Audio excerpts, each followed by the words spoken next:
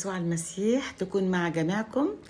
النهاردة أنا داخلة علشان أنتكلم في حاجة مهمة كتيرة قوي. ولما دخل كلنا حبيناه لأنه دخل بشكل كان زي ما تقول إيه، حاطط ماسك، كان عامل واخد دور مش بتاعه، كان بيمثل وإحنا صدقناه. كل محبة إن أنا أشرح وأفهمكم، وأشكر كل متابعيني، وأتمنى إنكم تشتركوا في القناة. عشان فترة طويلة إحنا مصدقينه لغاية ما عمل غلطة واحدة. إيه بقى الغلطة دي؟ هنتكلم عليها النهاردة وهنكمل الحلقة دي، وهثبت لكم من كلامه إنه هو بيقول حاجات ويعمل العكس، وبيحب مجد العالم، وبيحب الناس تبقى حواليه منافقة، بالذات لما جه قال إيه كده هو: لو كنت بعد أرضي الناس لم أكن عبدا للمسيح. طبعا لو كنت بعد أرضي الناس على حساب الحق لست أستحق أن أكون عبدا للمسيح. أقول لك مجد الناس ده ممكن يعمل فينا إيه؟ أول حاجة، مجد الناس اللي هو ضد محبة الله ومجد الله يجعل من حولك أشرار، يخلي اللي حواليك اللي يتلموا حواليك ناس كده بعينهم وهم أشرار. عاوزة أشرح وأقول قصة لشهادة الحق. الأنبا مارك أنا جيت في يوم من الأيام قلت له زمان لما كانت العلاقة كويسة مع نيافته، قلت له الناس اللي حواليك يا سيدنا كلهم منافقين، وبيحاولوا يعملوا نفس اللي عملوه مع أبونا إبراهيم، وأنا بقول لك خلي بالك، لأن عاش الملك مات الملك، وزي ما كانوا حلوين وكويسين مع أبونا إبراهيم، إنها لو أنت مشيت في يوم من الأيام أو حصل لك حاجة في يوم من الأيام هيبقى نفس الموضوع. فراح بقصلي كده وقال لي طب وماله، أنا عاوز كده. وده إذا كان بيدل إن هو بيحب مجد العالم وحب العالم، وإن إزاي يتملق الآخرين. ونكمل. وهقول لك مثل من الكتاب المقدس حصل كده هو في أعمال الرسل أصحاح 12. هيرودس وقف كده هو في يوم من الأيام، والناس علشان يعني عاوزين يمدحوا فيه وعشان هو يفرح ويرضيهم، فراحوا قعدوا يهتفوا وقالوا: صخرة يا ابويا حكمة وصبر ما أحلى طبعك. صخرة يا ابويا قالوا ما غير طبعك. وألف أناه. وسيدنا لما يتكلم عن الأناه يتكلم عن طولها، وكتير اختلف بروح المحبة والبنوة طبعا، وأقول له نفسك طويل قوي، فأقول له خلي نفسك طويل، ويشد كده على إيدي. فسيدنا كان عنده أناه فعنده طولها، وكده الألف خلصت. أقول على حاجة شخصية، ما تحكيش يا بنت. سيدنا راجل، ولما سيدنا أنبا سرمون قال لي ما قاليش هتروح تخدم مع أسقف، فسيدنا لما بعتني هنا أو لما جابني سيدنا في إيديه هنا كنت جاي مع راجل. لنا نعمته ويفرحكم ويفرحنا كلنا بيكم، ويفرح سيدنا بالخدمة في فرنسا، ولإلهنا كل مجد وكرامة من الآن وإلى الأبد أمين. حد سمعنا زغروطة، حد سمعنا زغروطة، حد سمعنا زغروطة.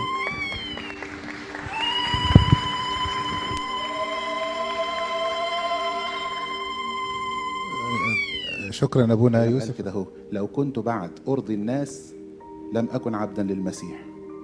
طبعا أنا سايبة لكم بقى إنكم تحكموا، أنا مش هتكلم أكتر من كده، ونكمل. بنشكر ربنا على هذه الفرصة الجميلة إن احنا يبقى عندنا فرصة نهني سيدنا الحبيب الأنبا مارك، اللي قدر يعمل من شوية كنايس متنطورة كده وحدة واحدة، ويعمل لنا إبرشية، وده كله ببركة سيدنا البابا توادرس اللي اختار لنا حد غالي على قلبه جدا. ففرحنا قوي قوي، بقينا أخيرا سبحة وليها فتلة واحدة بتلمها، محبة وقلب سيدنا الأنبا مارك. نيافة الأنبا مارك هو الرجل المناسب اللي اتوضع في المكان المناسب، اللي جه في الزمن المناسب. ربنا يدوم رياسته علينا ويدوم سقوفيته علينا. لما مارك اتعلمت منه حاجات كتير، يمكن كان في مفاهيم في دماغي يعني وفكر كتير بعد ما اتكلمت معاه وبعد ما كان في لقاء مع الأنبا مارك، أحب أقعد أتكلم معاه وأحب أخذ منه نصيحة والمشورة. الأنبا مارك بالنسبة لي هو أب اعترافي.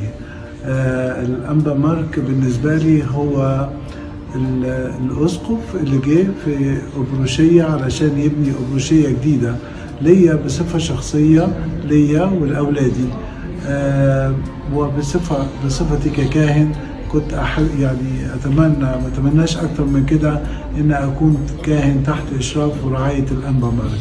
احلى حاجه يعني بحبها في الانبا مارك انه جات لي عن طريقه دعوه الكهنوت.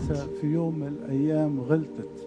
ابونا افرايم ده ابويا وعلى راسي من فوق، ما استاهلش التراب اللي بيمشي عليه، ولكن الكنيسه اخذت قرار.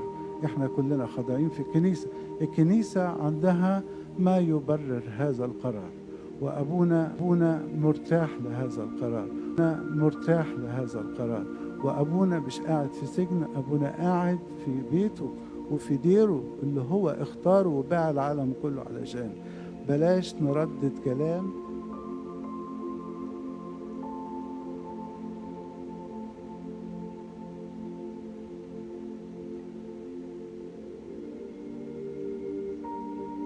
ربنا دعاني لكهنوت على لسان الأنبا مارك، وربنا يعني اداني نعمة في عين الأنبا مارك. فأنا بشكر ربنا وبشكر الأنبا مارك، وأتمنى أكون دايما عن حسن ظن. إنك تتصرف في كادر معين. دور يعني إيه؟ طالع على المسرح، هتظهر قدام الجمهور، يبقى لازم تتقمص الدور ده. هو صحيح ما ينفعش تطلع قدام الجمهور تقول اي كلام من مخك، لا، ده في سيناريو وفي ديالوج مكتوب لازم تسير فيه. هكذا دورنا قدام ولادنا. من فضلك تقمص هذا الدور قدام ولادك، وتعالى مع اب اعترافك اشكي نقصك وقول له انا عندي رياء، قول له انا تعبان مش قادر اعيش العيشه المسيحيه، بس قدام ولادي مضطر اني اعمل كده. هو تأكد ان نيتك انك تسلم ولادك حياة الحكمة والاستنارة، دي قدام ربنا طلب قيم، لانك انت لا بتطلب مال لنفسك ولا بتطلب صحة معرفش لنفسك، انت بتطلب ولادك يكون في حياتهم حياة استنارة. وارجع تاني واقول لكم بيثبت لنا ان هو بيحب المنافقين، وبيدعوكم يا جماعة انكم تكون عندكم رياء. بيقولك خليك مرائي مع ابنك، وخليك مثل، اعمل بقى خد دور، وخليك تبقى كده كذاب وابو الكذاب، وروح معلش قول للكائن انا ضعيف، انا ما اقدرش، سامحني، اديني حل يا ابونا علشان كده اسلم ولادي الحياة المسيحية الرائعة الجميلة. هي دي الكونسي أو النصيحة اللي بيديها لكم الأنبا مارك. يقول أنا عندي رياء، المهم ياخد الحل ويرجع تاني يمثل، لأنه مش قادر يبقى إنسان حلو. إيه رأيكم؟ من فمك تتبرر ومن فمك تبرر الناس، لأنه الشيطان اسمه كذاب. وبعدين لما المسيح سماه أبو الكذاب، دي بقت تخوف قوي، معناه ان اللي بيكذب بيبقى ابو الشيطان. ليه ربطتهم مع بعض الرياء والكذب؟ لان الرياء كذبة بدون كلام. بمعنى ايه؟ هو المرائي بيعمل ايه؟ عاوز يظهر بشكل غير حقيقي بس من غير ما يتكلم. فاهمين الفكرة؟ فيبقى بيكذب. زي الفريسيين المرائين، هم عاوزين يظهروا التقوى والنقاوة وجواهم بلاوي، مش كده؟ فساد. إذن الرياء نوع من أنواع الكذب، وبالتالي هو خطية وحشة قوي. وطبعا تستوجب الويل، دي هنشوفها في المضاعفات.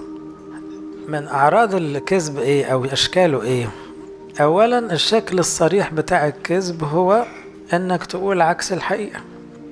تتسأل سؤال بدل ما تقول الحقيقة تقول عكسها، ودي طبعا كذب صريح. عملت كده لا وتكون عملت، مش كده؟ لكن في كذب متغطي او كذب او نص كذب، او ساعات يكون كذبة بيضة. طبعا هي مفيش ابيض في الحاجات دي. مثلا لما ربنا سأل قايين قال له أين هابيل أخوك؟ الإجابة الصح إيه في نظركم؟ مات أو أنا قتلته، لو بقى هي الإجابة كده مظبوط. إنما كانت الإجابة إيه؟ أحارس أنا لأخي. خلي بالكم دي محسوبة كذب. ليه؟ لأن أنت بتغالط. ليه؟ أنت المفروض تقول مات أو أنا قتلته أو دفنته أو أي. لما ربنا سأل آدم قال له هل أكلت من الشجرة؟ الإجابة المظبوطة إيه؟ كلت. إنما الإجابة اللي هو قال إيه؟ الست اللي ادتني. يا عم إحنا مش ده السؤال هنا، في زوغان من السؤال ده لا يقل عن نوع من أنواع الكذب.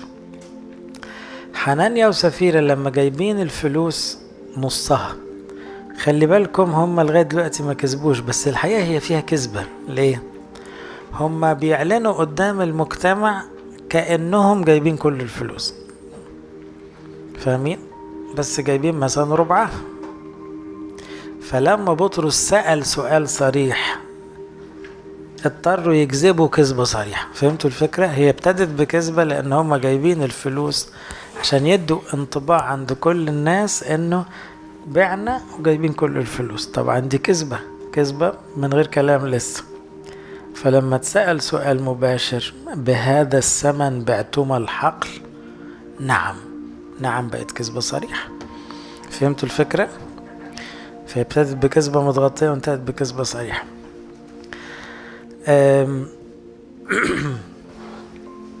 الكذب كان موجود كتير طبعا. مثلا داود كذب امتى؟ لما عمل نفسه مجنون. ما هو ده كذب، هو مش مجنون. فاكرين عمل مرة نفسه مجنون عشان يحتمي عند ملك الفلسطينيين. ولما قال للراجل بس أوريا الحسي جابه من الحرب وقال له روح ارتاح في بيتك، دي كذبة. ده هو عاوز يغطي على عملته. إذن الكذب كتير وللأسف له أشكال ودرجات كتيرة، إنما في كل أنواعه وانس كذبت انت كده سبت إيد ربنا، انت انفصلت عن ربنا، لأن ربنا يحبش الكذب أبدا، وبالتالي ما يحبش الرياء أبدا، لأن الرياء تمثيلية هي معناها كذب من غير رياء، تمثيلية هي معناها كذب من غير رياء، تمثيلية هي معناها كذب من غير كلام. فدي أشكاله. إنما لما سئل المسيح برضه عشان أوضح لكم أنه أحيانا الهروب من السؤال مش كذب في ذاته. بأي سلطان تفعل هذا؟ طبعا ممكن يقول لهم بسلطان الله، أنا وربنا واحد. إنما قال لهم هسألكم سؤال لو جاوبتوني هجاوبكم، ده مش كذب. هنا ده مش كذب يا جماعة. يبقى من حقك ما تجاوبش على السؤال، خلي بالكم، من حقك ما تجاوبش على السؤال، لكن خطأ انك تجاوب على السؤال بكذبة. احيانا لما تقول جزء من الحقيقة من اجل غرض نقي ما تبقاش كذبة. يعني افرض حد مشغول على صحتك زيادة، وانت عندك مثلا ضغط وعندك سكر وعندك كذا حاجة، ربنا يشفي الكل، وبعدين انت مش عاوزه ينشغل زيادة قوي، بيقول لك اخبارك ايه، شكلك تعبان ليه؟ لو قلت له عندي شوية ضغط، انت ما كذبتش، ما قلتش بقية السيناريو كله، لكن انت مش عاوزه يقلق زيادة، جاوبت اجابة مختصرة. هل ده كذب؟ لا، ده مش كذب، لانه الحقيقة الكاملة هنا ممكن تتعبه ومش هتستفيد منها حاجة. واضحة الفكرة؟ يبقى كمان الغرض من الكلام يحكم الموضوع، لأنه ليس كل ما يعرف يقال. كان دايما سيدنا كل ما يقال يكتب كمان. طيب ايه مضاعفات الكذب والرياء؟ ايه الخطورة؟ اول خطورة، لو سبت نفسك للكذب، الكذب يولد كذب، فمش هتخلص، زي ما حصل مع حنانيا وسفيرة، ابتدوها بكذبة متغطية، انتهوا بكذبة وحشة، وقعوا ماتوا. الكذب يخليك منفصل عن الله. ابوك في اللحظة دي الشيطان، يعني صدقوني اللي بيكذب ما يعرفش يقول ابانا الذي بالبساطة دي، لأنها تيجي تقول له ابانا يقول لك استنى، مش انا، مش ابوك. أبوك كذاب، الشيطان أنت كذاب دلوقتي. عندنا آية صريحة بتقول لا كذابون يدخلون ملكوت السماء. طبعا دي مش معناها واحد كذب مرة، لا، ما هو ممكن يكذب ويتوب، لكن لو فضل طبع الكذب مستمر في حياته يبقى ملوش مكان في السماء. مش ممكن واحد هيبقى كذاب بطبعه ويدخل السماء. وبالتالي المرائين نفس الكلام. عشان كده سمعنا المسيح نفسه بيقول ويل لكم كذا مرة أيها الكتبة والفريسيون المراؤون. كمان مشكلة الكذب يبقى أولا بتخسر ربنا خالص، وبتفقد أبوته، وبتفقد ملكوته. مشكلة الكذب كمان أنك محدش هيصدقك بعد كده. لو اتعرف أنك أنت غير صادق تخسر ثقة الناس، وبالتالي تفشل في العلاقات الإنسانية. كل العلاقات الإنسانية مبنية على نوع من أنواع الثقة، درجة ثقة. أب كذب على ابنه مرتين 3، ابنه اللي بيموت فيه بيفقد الثقة فيه. زوج بيكذب على مراته وبعد شوية بتشك فيه خلاص. زوجة بتخبي عن جوزها وبتكذب عليه بيشك فيها. خادم بيكذب على مخدومه ما بيثقش فيه.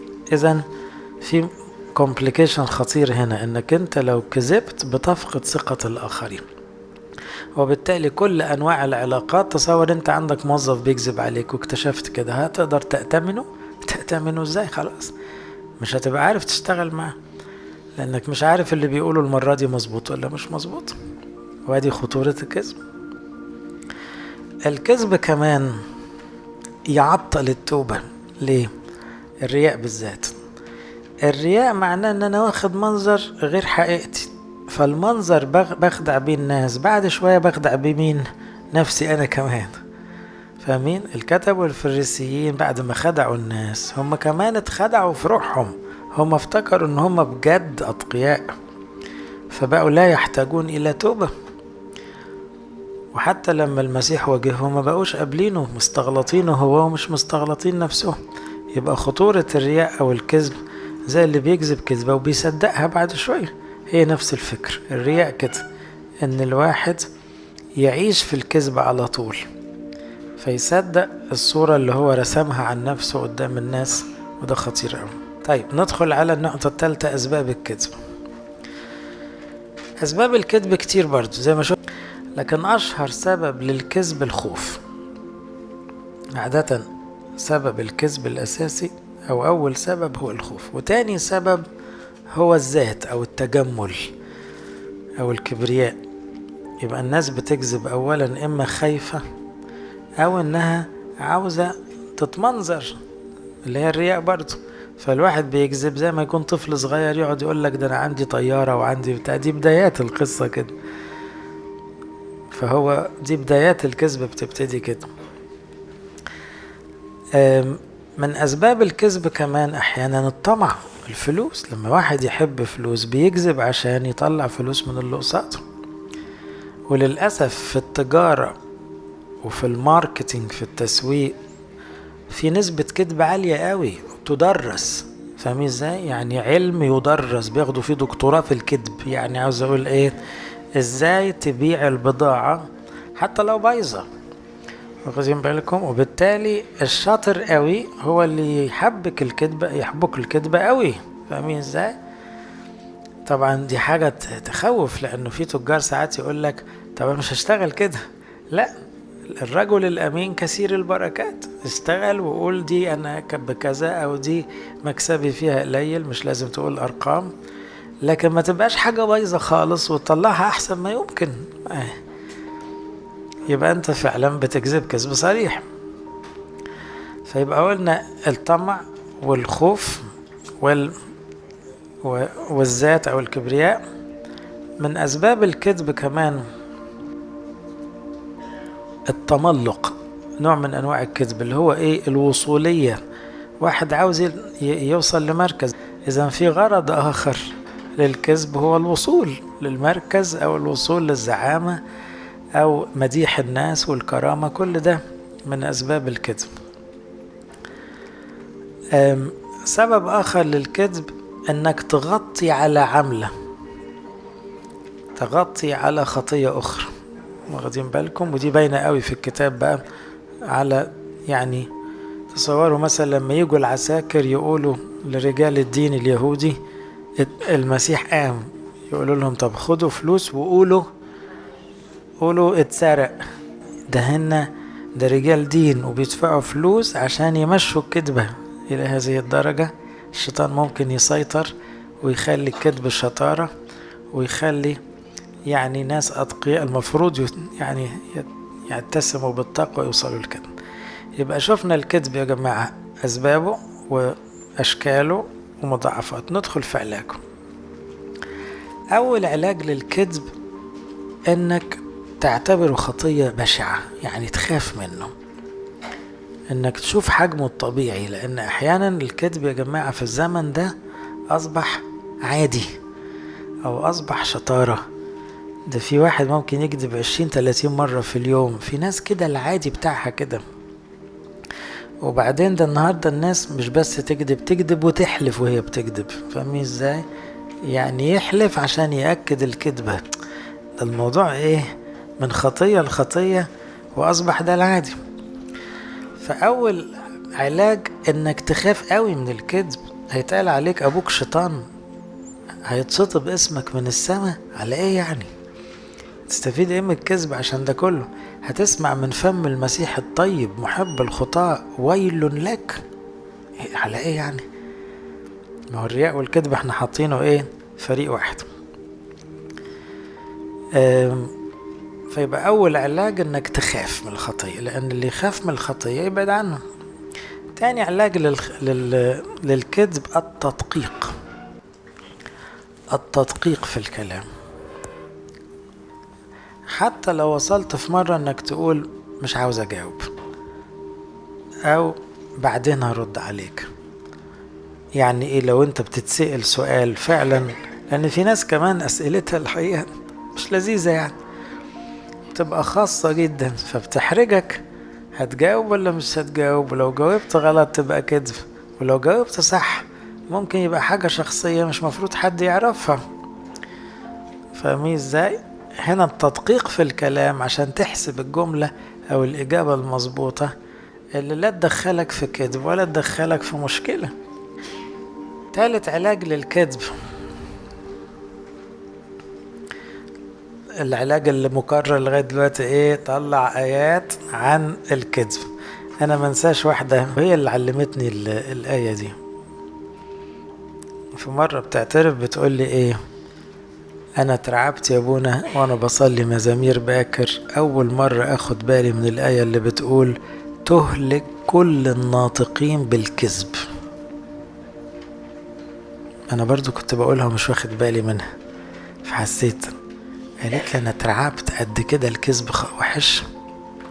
يعني مجرد ان الآية دي دخلت دماغها خلاص خدت موقف مع الكذب مهما حصل. تهلك كل الناطقين بالكذب.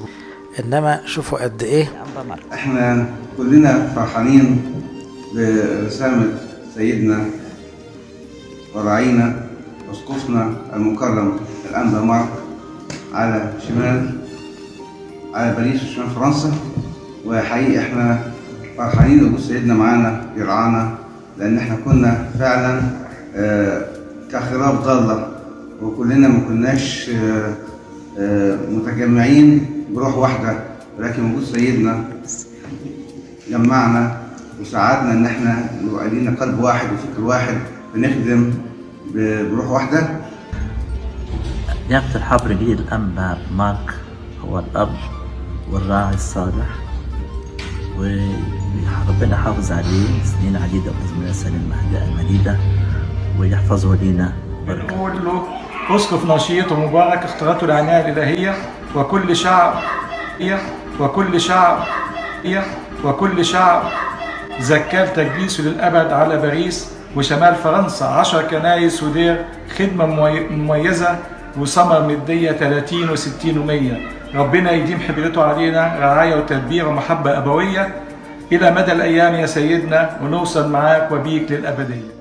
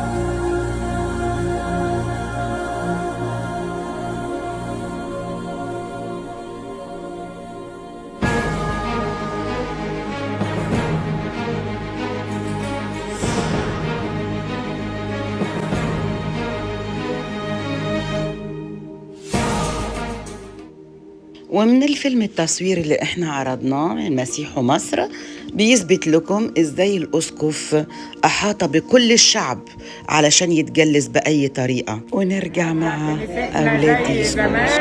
ورجع لينا ابونا ابراهيم ابو قلب كله حنان. ورجع لينا ابونا ابراهيم ابو قلب كله حنان. نقولها اقوى شويه.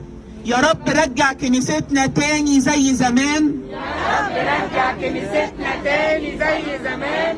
ورجع لينا ابونا ابراهيم ابو قلب كله حنان. ورجع لينا ابونا ابراهيم ابو قلب كله حنان. طيب ممكن نقول له كل سنه وانت طيب؟ Happy birthday to you. Happy birthday to you. Happy birthday to Abuna Ibrahim. Happy birthday to you. Joyeux anniversaire. Joyeux anniversaire. الكتاب يقول أيضا يا إسرائيل مرشدوك مضلون. مرشدوك إيه؟ مضلون. يعني في ناس وصلوا لدرجة الإرشاد ومع ذلك هم إيه؟ بيضللوا غيرهم. وعن هؤلاء قال السيد المسيح عن الكتبة والفريسيين إنهم مسكوا مفاتيح المعرفة لا دخلوا ولا جعلوا الداخلين يدخلون. وقال عن أمثال هؤلاء أعمى يقود أعمى كلاهما يسقطان في حفر. وقال عليهم إنهم قادة عميان. فممكن إن الخطية يقع فيها البعض نتيجة الجهل، بل يقع فيها أيضا بعض القادة وبعض القادة الكبار بسبب الجهل أيضا. يمكن ان الجهل اسهل من النية السيئة، نقول جهل. ربنا اوجد التوعية والتعليم في الكنيسة، عين اشخاصا يكونون معلمين. ونلاقي بولس الرسول يقول لتلميذه تيتوس اهتم بما يليق بالتعليم الصحيح، يعني مش اي تعليم، بالتعليم الصحيح. ومعلمنا يعقوب الرسول يقول لا تكونوا معلمين كثيرين يا إخوتي لأننا في أشياء كثيرة نعثر جميعنا. إذن عايزة تعليم وتعليم صحيح ومش كل واحد. وبولس الرسول يقول لتلميذه تيموثاوس ما تسلمته مني بشهود كثيرين اودعه أناسا أمناء يكونون أكفاء أنهم يعلمون آخرين أيضا. ناس يكون عندهم كفاءة ويكون عندهم قدرة أنهم يعلموا. أشكركم من كل قلبي، وهنا انتهت الحلقة بتاعت النهاردة، والحلقة الجاية هتكون نارية لأن هنتكلم عن التعاليم المسيحية وفي العقيدة. هتكون فعلا نارية ما بين كلام البابا تودروس وكلام الأنبا مارك، وإزاي نثبت إن تعاليمهم غير أرثوذكسية. سلام الرب مع الجميع، وأشوفكم في الحلقة القادمة. لو عجبك الفيديو ما تنساش تعمل سبسكرايب وتفعل زر الجرس علشان يوصلك كل جديد.